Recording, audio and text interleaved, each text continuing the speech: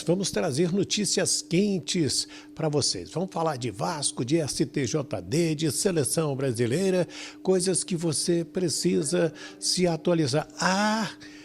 Usaram inteligência artificial para produzir uma notícia falsa sobre STJD e benefícios ao Vasco da Gama após a derrota para o Juventude.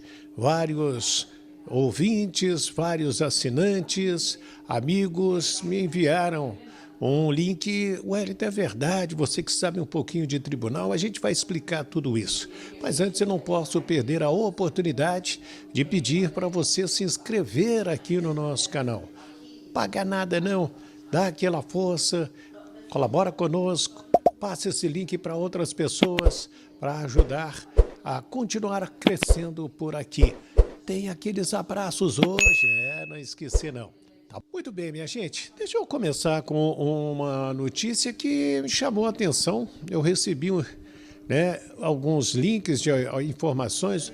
Wellington, que legal, né? O STJD devolveu para o Vasco os pontos da derrota para o Juventude. Lógico que a gente foi dar uma olhada nas súmulas, fui dar uma olhada também no noticiário, falei com o STJD, falei com a CBF e realmente não tem rigorosamente nada desse assunto. E depois ainda descobrimos que foi produzida uma matéria através de inteligência artificial. Onde eu quero chegar? Chamar a atenção do torcedor para um monte de coisa que vai ser criada, já está sendo criado pela inteligência artificial, brincadeiras, notícias falsas. Então, informaram que o Jandrei, goleiro do Juventude, teria jogado com o terceiro cartão amarelo. Bem, primeiro ele não estava sequer pendurado. Assim jogou contra o Sport, contra o Vasco e outra situação.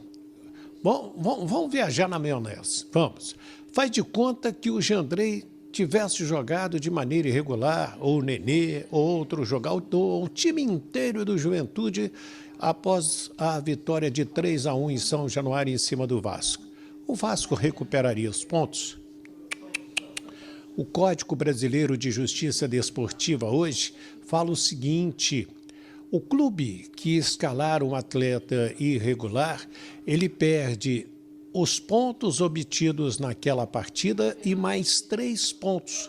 Então, como ficaria? O Juventude perderia os 3 pontos da vitória e os 3 pontos de punição por ter utilizado um atleta irregular. E o Vasco não recuperaria esses pontos. Então, eu estou citando isso porque é essa matéria que chamou muita atenção. Muita gente, pô, que legal, o Vasco recuperou os pontos.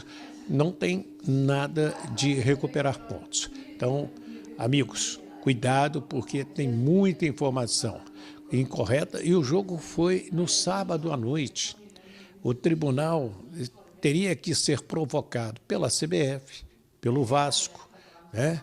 Até pela própria imprensa, e aí a Procuradoria iria apurar. Isso demora pelo menos 15 dias. Então, não é essa agilidade, essa rapidez, essa benesse como estão anunciando por aí. Só isso, não estou desmentindo notícia de ninguém, apenas alertando para notícias falsas que estão acontecendo através de inteligência artificial. É uma criação, né? Então, o torcedor não pode se iludir com isso também. Gente, o Vasco termina a rodada depois de 3 derrotas consecutivas na 10ª colocação com 42 pontos. O Atlético tem 1 a mais, o Galo 43 e o Bragantino divide essa 10ª posição com o Vasco com 42 pontos. Com os critérios de desempate, ele fica em 11º. Uma outra coisa também que ganhou notoriedade no noticiário é essa proposta do presidente do Flamengo, o BAP, né, para mexer com o Palmeiras e mexer com o Vasco da Gama. Do Palmeiras, olha, não pode ter mais grama artificial, grama artificial, né, grama sintética no futebol brasileiro. E também quem está de recuperação judicial não pode contratar. Então vamos lá. o primeiro clube a propor que o Atlético Paranaense e o Palmeiras, principalmente o Atlético Paranaense, não tivesse grama sintética mais no Brasileirão foi o Vasco, através do Eurico Miranda, isso aí em 2016, 2017, por aí. Quem salvou o Atlético Paranaense da unanimidade para tirar a grama sintética foi o Grêmio, que disse o seguinte para o Eurico: Eurico, eu concordo contigo, mas vamos fazer o seguinte, não dá tempo do Atlético trocar, vamos deixar para o ano que vem. E no ano seguinte os clubes discutiram e a grama sintética continuou. Palmeiras já é a dele, o Atlético Mineiro agora tem a sua grama artificial e também o time do Botafogo. Tanto que o Vasco anunciou que está encaminhando um acordo com o próprio Botafogo, assim que começar a obra, né, do novo e bonito estádio de São Januário, utilizar o estádio Newton Santos. Então, é essa uma questão para a gente colocar. Outra coisa, recuperação judicial. Quem está fazendo recuperação judicial, ele mesmo controla o seu gasto, a sua despesa, né, o seu empreendimento. Então, o próprio Vasco já faz isso.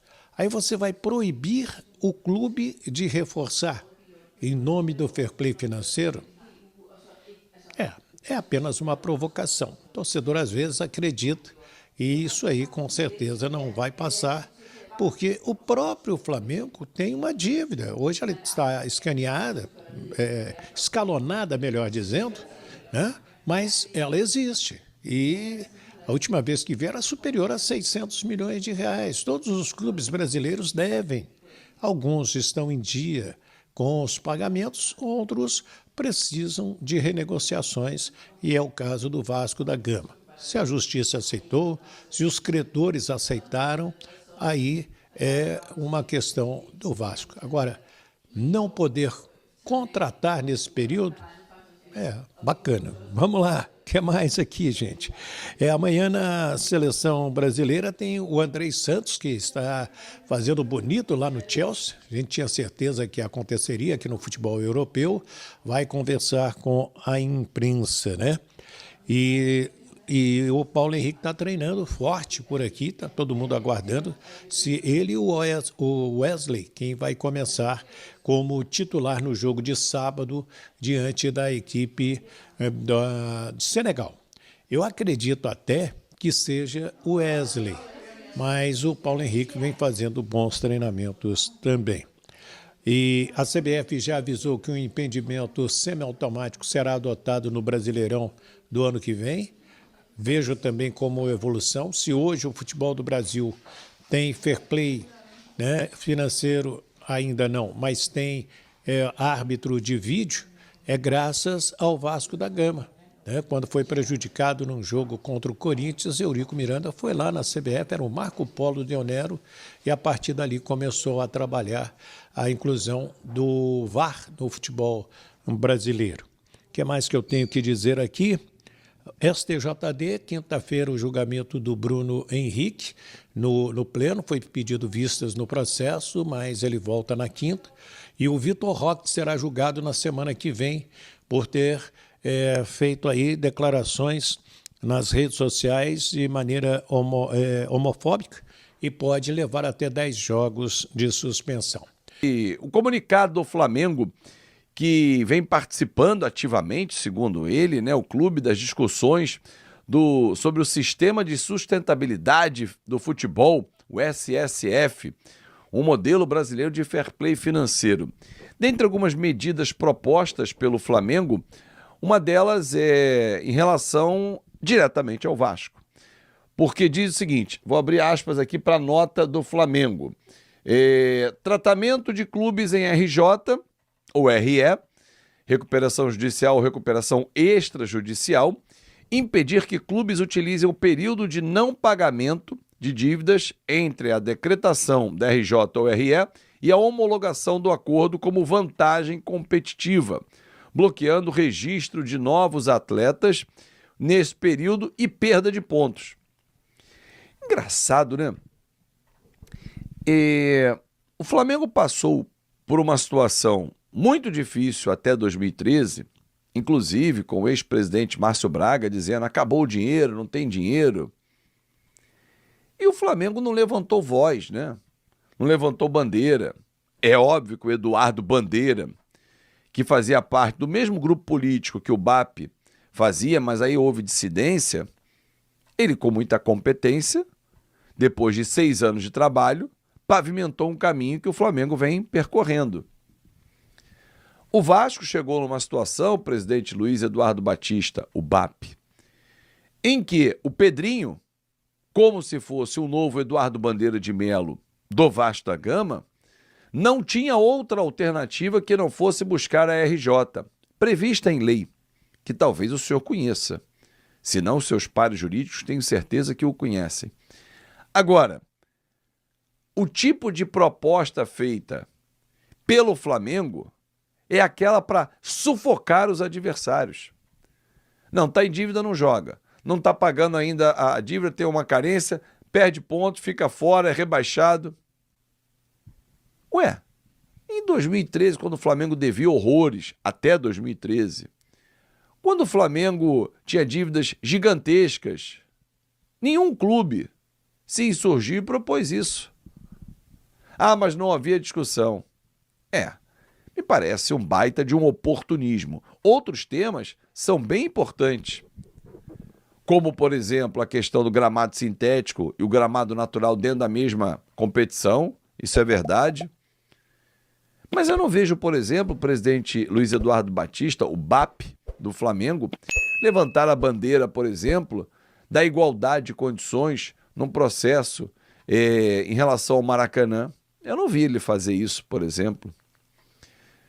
Não é de hoje que alguns dirigentes pensam apenas no próprio umbigo e tentam sufocar os outros. Se vai ter êxito, acho muito difícil, né? Porque há um medo de que os clubes se reestruturem, ganhem o seu tamanho devido e façam a competição de igual para igual. Isso chama-se cagaço. Pronto, falei. Bom, ontem parece que o Gabriel Barbosa, o ex-Gabigol, né, porque ele tem feito pouquíssimos gols, disse numa participação dentro do canal Podpah que o Santos não vai ser rebaixado, aí é a torcida dele, que o Cruzeiro será o campeão da Copa do Brasil, também a torcida dele, que o Flamengo será campeão da Libertadores. É a torcida dele e opinião. E opinião e bunda, cada um tem a sua, né, galera? Na boa. Vamos ver, dentro de campo, o que vai acontecer. Eu sei que o Cruzeiro teve aqui no Rio de Janeiro, a gente amassou e meteu 2-0 neles. Vamos ver. Aliás, e a propósito, ontem o Atenção Vascaínos trouxe a informação, e aqui a gente traz o crédito tranquilamente, não tem nenhum problema não, tá? A gente trabalha assim aqui, talvez outros canais trabalhem diferente, mas aqui não. Quando não é a nossa informação de quem é, eu trago aqui o crédito sem problema nenhum. É a minha linha editorial.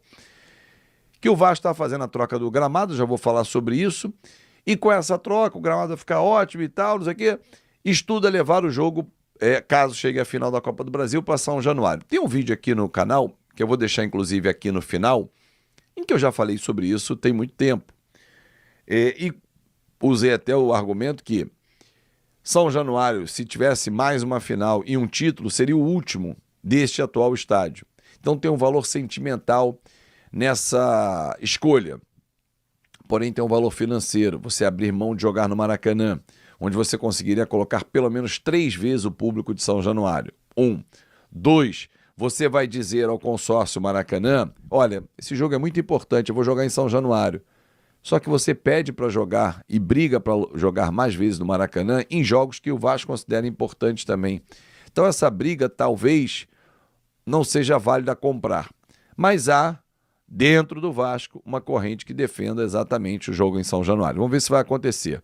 A Greenleaf, que é a empresa gestora do gramado, né, que cuida do gramado de São Januário, recomendou a troca do gramado. Eu consultei uma pessoa da diretoria do Vasco, conversei com ela ontem rapidamente via WhatsApp e perguntei, olha só, nessa troca, isso significa que o Vasco vai demorar a começar a reforma de São Januário, porque já está pensando na troca do gramado, que só seria pensado para a reforma, né? com o novo gramado. E a pessoa falou assim, não, potencial construtivo segue a negociação, deve ser concluído nos próximos meses aí, semanas, enfim, não deve levar tanto tempo assim, mas é uma reforma necessária para dar mais qualidade ao gramado que vem sendo muito criticado. Porém, a bola está rolando normalmente, o aspecto é muito feio por conta da praga. E aí eu contra-argumentei, bom, mas a troca nada impede, porque depois essa grama pode ser utilizada no CT do Vasco. Exatamente isso.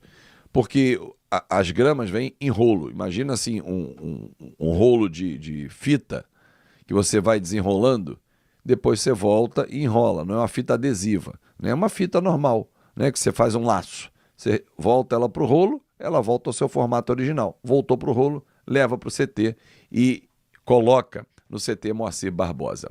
Bom, para fechar, o nosso tema principal do vídeo também, que para mim não é nenhuma novidade, também trouxe um vídeo em setembro, né, há 2 meses, também vou deixar aqui, ó, ele vai aparecer no cantinho bem aqui embaixo, sobre a negociação com o Nilton Santos. Um fato novo, trazido ontem pelo jornal Globo, pela galera do Globo, foi o valor do aluguel.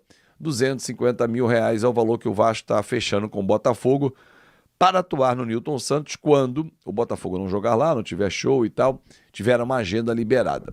Bom, o Nilton Santos é a possibilidade do Vasco por N motivos. Vou trazer 2 aqui rapidamente, que resumem o vídeo que vocês vão assistir depois no final aqui, que é o seguinte: a capacidade hoje do Nilton Santos é de 45 mil torcedores.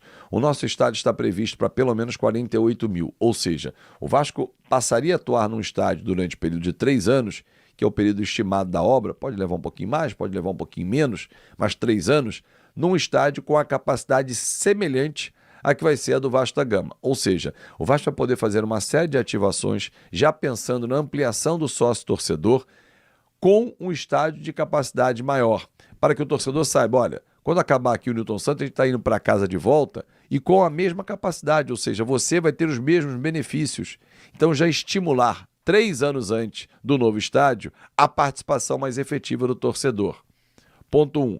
Ponto 2. Não viajar. Não ser um clube itinerante. Óbvio que acontecerão viagens, mas minimizar isso. E o Nilton Santos é do lado de casa. São 2 argumentos, né? Você vai lembrar também que no início desse ano, o Botafogo tentou comprar o Ryan e ofereceu, inclusive, dar o aluguel, né, da temporada. Se o Vasco jogar lá pelo menos 20 partidas, vamos dizer, dentro do Nilton Santos, seriam 5 milhões que o Vasco economizaria, né?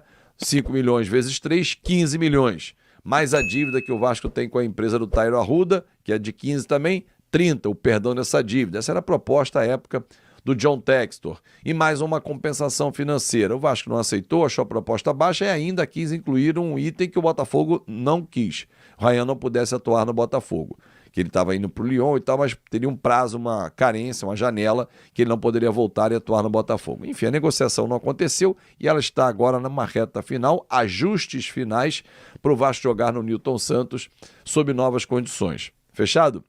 Muito obrigado pelo seu carinho e pela sua atenção. Espero que você tenha gostado do nosso Café Vascaíno hoje, que veio repleto de opiniões e informações para você. Uma ótima terça-feira. Nos vemos mais tarde, hein? Tem vídeo às 6 da tarde aqui no nosso canal. Muito obrigado pelo carinho, um ótimo dia e até mais tarde. Fala aí, pessoal, mais um vídeo importante aqui no canal. Atenção, Vasco News, informações do Cruz Maltino para te manter sempre muito atualizado. Gostaria de pedir agora a você, na humildade e na moral, fortalece com like, se inscreva no canal, ative o sino das notificações para você não perder nenhum conteúdo, porque assim que pintar mais notícias voltaremos em breve. Forte abraço, tamo junto, até o próximo vídeo, valeu tropa, fui!